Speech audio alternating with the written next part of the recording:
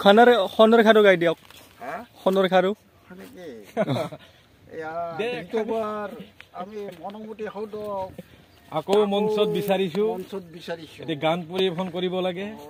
ৰাইজৰ বিপুল অনুৰোধ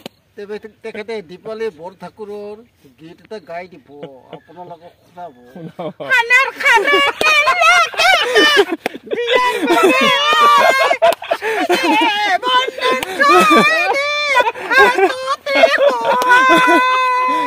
ইফালে চাই দিয়ক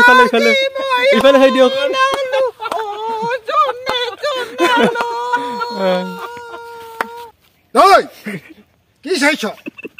কি চাইছ তেনেকৈ চকু খুকুটি আনিম বাপ যা আঁতৰ হ